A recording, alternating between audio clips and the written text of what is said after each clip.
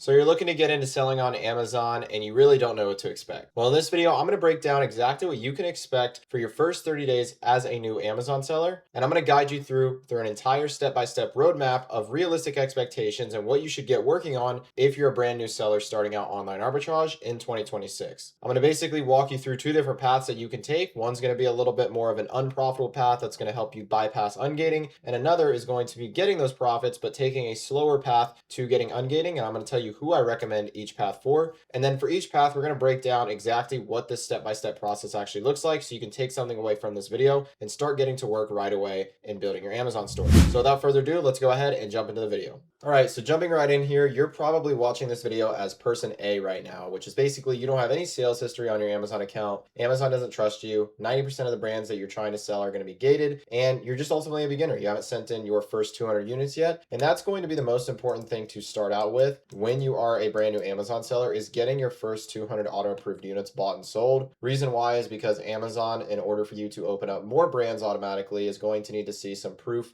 history on your account. And so this is how we can prove to them that we are serious about selling on their platform, by actually buying what we're available to buy, getting some units sold on our account, and getting things going. And now there's kind of two ways that we can go about doing this. So obviously we have a goal, we know what we're after. We're going to get into in a second the actual tactical stuff about how to go out and find brands that you're able to sell and get approved in and all those type of things. We're going to get out into that here in a second. And then ultimately we're also going to get into, how to do essentially the optimized shipments, and then also track your inventory and things like that. So this is basically a three-step process. You have a goal here. We're going to use the actual methodologies to go out and then buy our products and put those into sheets. And then from there, we'll move on to essentially step two, which I'm going to save for the end of the video. So in order to actually start targeting our first 200 units, you guys are going to end up having to choose which path you guys actually want to go down. So person B here is going to be able to target 200 units as fast as possible, not caring to break even on the products that they're buying. Realistically, with the right list of brands, you could probably buy your first 200 units within 2 weeks, which is going to ultimately put you in the position of wanting to break ungating jail quicker than making your first bit of profit. I would recommend this path to someone who has more capital available. So there's definitely some mixed opinions on what's the right path to do. I think it really depends on your capital constrained situation. So if you're starting online arbitrage and you have, $5,000 plus that you can put into the business, I think going straight for the ungates and just blowing past that is going to be the move. Because ultimately, once you start getting to 204 and especially 208 account health score, it's really going to open the door for you to start buying products profitably. Now, if you're person C, to where you're starting maybe with a little bit less, like $3,000 or so, person C here, essentially you're going to be attempting to find profitable products, and if needed, you might be able to mix in some break-even buys. This will take probably roughly about 2 weeks to 4 weeks to buy your first 200 units. Again, just depends on your time input, tenacity, and ability to actually find the brands and products that you need. But I think the benefit of doing it this way, which is how I did it when I started. Now, granted, back in 2024 when I started Amazon, we didn't have all these restrictions that newer sellers have nowadays. There was definitely still some gating restrictions, but it was on a lot of the big brands, not just on all brands as a whole. And this is how I did it, to where I learned all the fundamentals like analysis and sourcing and all this kind of stuff, so I could actually build a profitable business from day one instead of just going for like crazy ungates and stuff like that. But granted, I actually started with about 10K, so I could have, if I was starting out today, went inside of person B's shoes. But person C, I think, is best recommended if you have less capital, because you want to stretch that existing base of money that you have as far as possible. So whoever you are in this video, we're going to be going down either path and kind of explaining again the pros and cons of how you would do either or. But this is what you want to preface as you're going through this video. Just what type of person are you kind of fitting in as we're going to go throughout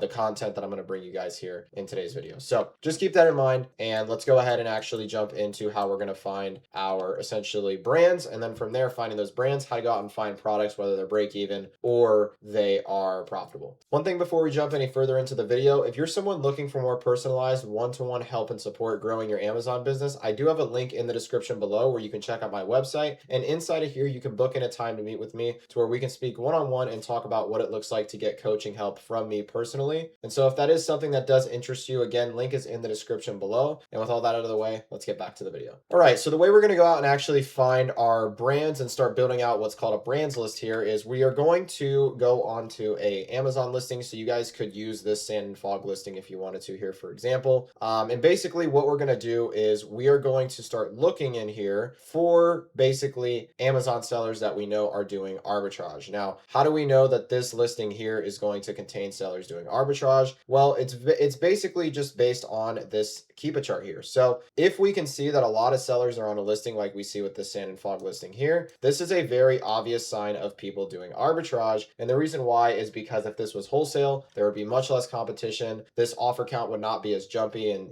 up and down in that type of motion. And ultimately, buy box would probably not be getting competed for at such different prices here because there would only be a few people dominating on the listing. Or if it was private label, the brand themselves would be the only one selling the product. So anytime you're coming across listings where there is a lot of movement and there's a lot of fluctuation in the offers, that's a good indicator that this product is online arbitrage friendly, or just at least arbitrage friendly in general. Maybe it's not all OA sellers buying this, but at least there's arbitrage people on this product. So we're going to want to come to a starting point like this. I know this brand Sand and Fog has a bunch of starting points that you guys could use. There's also brands like Jellycat, Foster Grant, Spring Valley, just to name a few that you guys could also go ahead and use. Goodfellow and Co is another one. And so these are all brands that you could use to find ASINs like this that have, relative competition. And from that, again, you can get on a starting point. So from there, we're going to want to go down into the offers here inside of SellerAmp. And then inside of SellerAmp, what we're going to be targeting here is basically small sellers under 10 reviews. This is because if you're targeting sellers who are in your same boat, which is people who are just starting Amazon, they're going to be going through the same struggles as you, which also means if they're finding products to sell, you're going to probably be able to sell those too. So we're going to find people that have less than 10 reviews on this product here. So it looks like we're having a lot of just middle region reviews. We got this guy at 4 reviews, so we'll pull his storefront up here. Basically, once you find somebody with the right review count that you're looking for, what we're going to do next is basically start building out our brands list. So the way you're going to do that is very simply, you're going to come to just a product here on SellerAmp, click inside the rectangular box, and then you're going to see once you click it that the sidebar is going to open here. And very simply from here, you're going to want to take the ASIN, copy it, and then add it inside of your Amazon storefront. Now, if you're already eligible to sell it, great, it's going to say that you are. If you're not eligible, then you'll want to add the product inside of your storefront. And one of two things is going to happen to where either you're going to be approved to sell the product automatically, because when you try and add it, it's just going to say that you can sell the product. Or what's going to happen is that it's going to tell you that you need to apply to sell the product. And then from there, you're going to want to figure out if you are gated, which means that you could submit documentation to get it approved, or you're going to be hard gated or restricted, which means that you're not able to submit any documentation at all. And so based on the status of this brand, right, whatever it comes back with for this gating, you are going to want to add this inside of a spreadsheet. So you can see here, I have a spreadsheet that I keep a list of brands. So this is just a couple of examples, not backed by any real data, just like a couple of random things that I put up on this spreadsheet here over time. And so if this brand here, let's just say this was Rapture, vinyls are a little bit weird because they don't really have like a definitive brand, but most other products do.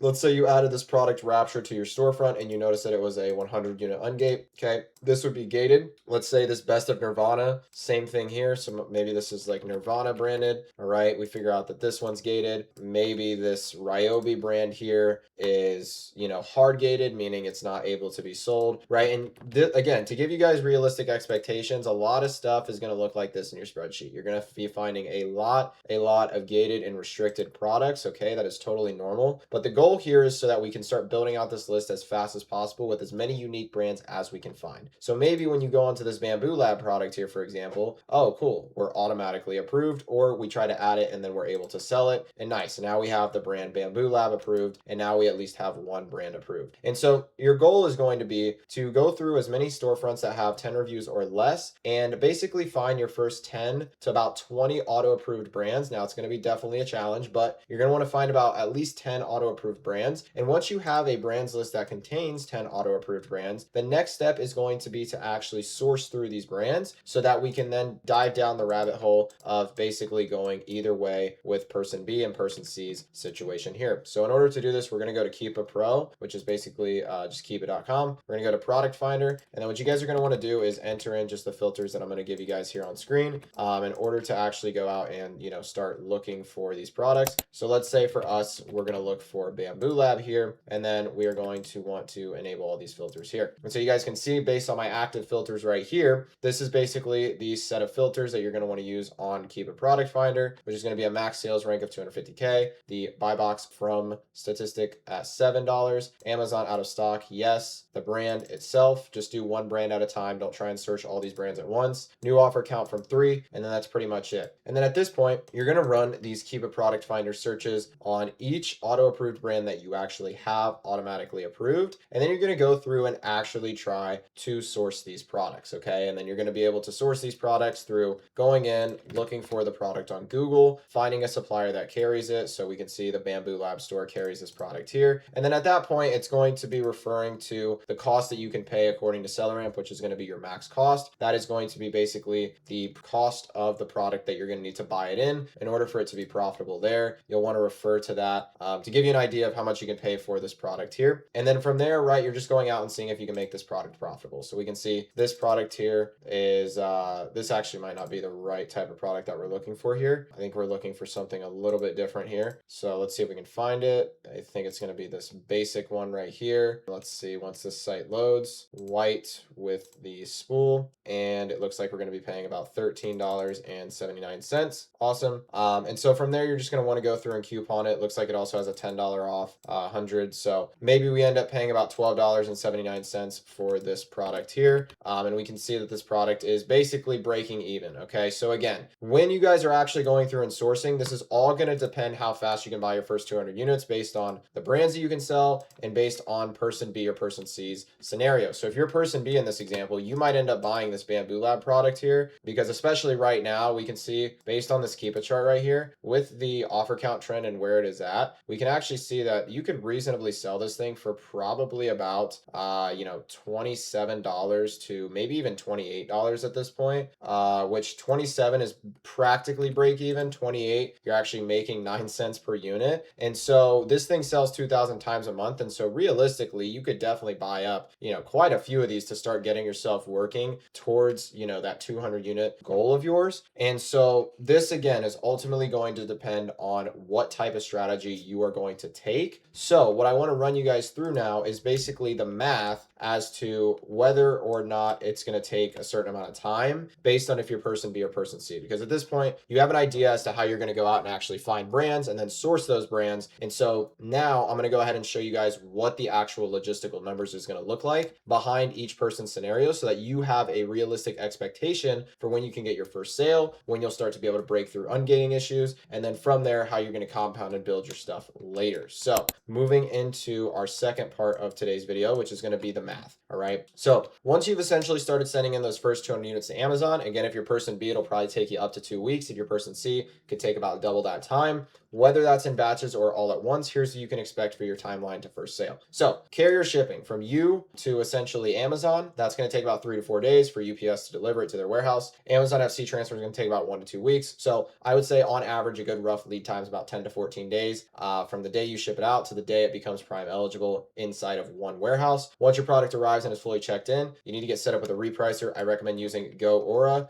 They're pretty easy and self-explanatory to use. So once you have a repricer in the mix, you could expect your first sale as soon as the same day the product is Prime eligible, depending on the velocity of said product. So something like this that checks in, you would probably sell like literally all the units that you have in a single day, because I'd assume you're not going to buy like 100 or something, but you could probably sell like at least 20 units of these a day if you're priced competitively. And so depends on how fast the product you're buying is selling, but you could sell, a ton of units just in one day, depending on what it is. And so all in from the first sale, first sale from the time you ship out the initial batch of inventory is going to take roughly about 20 to 30 days. Okay. And so that's added on top of how long it took you to actually buy the product, right? So again, if you're person B, it's going to take you about 20 to 30 days to get that first sale from the time you ship it out, plus the 2 weeks that it took you to buy 200 units in total. If you're person C, it's going to take roughly that 2 to 4 week time period, plus again, the 20 to 30 days it's going to take for everything to check in and start selling. So basically the way to think about it is you're going to spend at least 2 weeks hunting inventory and 2 weeks worth of shipping and transfers. So at minimum to get your first sale, roughly expect that to be within 20 to 30 days. And if you're going person C's route, it's going to be roughly around 45 to 60 days. And so with that in mind, it's time to run the revenue and profit math on what you can expect your first 30 days to actually pay you out in terms of Amazon. Now, you're not going to get this revenue and profit back until realistically your first 2 months. And that's going to be at the end of your first 2 months to actually see the money back that you invested at the start. And so just be mindful of that. But for person B here, the average cost of good that you're probably going to spend per item is going to be about $5 to $10, and that's going to be recommended. Reason why is because you don't want to be putting all your money into break-even products if it's going to eat up all your capital, right? You want to keep that investment cost low so you can use it for its intended purpose, which is to sell through a lot of units. So the more units that you can buy off the cheaper dollar amount is going to be the most beneficial play. From that, you could expect probably about revenue per unit of around $12 to $18, and from that, you're not going to make any money. You might even lose a little bit of money because you're buying a lot of low margin or break-even products, which markets will change as you go throughout that about 2-week cycle of Amazon checking in your inventory. So just be mindful of that. And so from that, you're going to spend roughly about $1,000 to $2,000 if you're sticking to these ranges here. Total revenue is going to be about $2,400 to $3,600, and you're going to make about no money. And so the days elapsed for all 200 units to sell through, assuming that you bought all within 15 days. So assuming that your first 200 units you bought within 2 weeks, it's going to take you about 45 days, and then another 2 weeks for you to get paid out all of your investment that you made. So all in all, you're going to have your initial starting capital back in 60 days, and you're also going to have sold through your first 200 units. Now, the catch is that you're going to want to continue selling a little bit more units consistently before Amazon gives you a bump in your account health score to 204, which is going to allow for the first wave of ungates. For the second wave of ungates, you're going to want to get another 200 units sold and through the door to get you to 208, which is really going to open up the barrier to entry there and really get everything going, okay? But for the first, 204 increase, you're going to be looking at about 45 days. Now, for person C here, you're probably going to be buying in your products at a little bit higher of a cost of good just because you're not looking to only break even. You're actually looking to make some money on some of these products that you're buying. And so because of that, you might be buying at a little bit higher prices, so you can either target a certain profit per unit goal or so that you can just ultimately make a better margin on what you're buying. So I expect that to be roughly double at about $9 to $15. Revenue per unit, you're probably going to do anywhere from $16 to $30, and profit per unit, you might make anywhere from $2 to $5 on average. So using those averages here, we can see that you're going to spend roughly about $18,000 to $3,000 on inventory at a total revenue of about $3,600 to $6,000, and total profits you can expect in your first, I would say 45 days to 60 days, because it's a little bit longer for people who are doing this, is going to be about $700, okay? Again, assuming that there's no analysis errors or anything going wrong there. So days elapsed for all 200 units to sell through on this time period is going to be about 60 to 75 days, and then you can expect to get your full investment back in 2 weeks from that. Okay, so you guys can see that Amazon is a long game, all right? It's a game of a lot of compounded efforts, but the cool part is that once you guys break through this initial ungating hurdle, then you're able to actually start spending a lot more money, a lot more consistently, which then allows you to build a bigger, consistent business down the line, like I've been able to for my Amazon business, to where we're doing $500,000 a month now and spending, over $250,000 every single month, and it's just consistent compounded results. And you can get a good, I would say, 4 to 6 turns on your inventory per year, which is really good compared to any other investment-based business. If you take a look at obviously like the stock market, you're only turning your money over once per year at a 9% annual return on average, at least. Amazon, if you can do even 20%,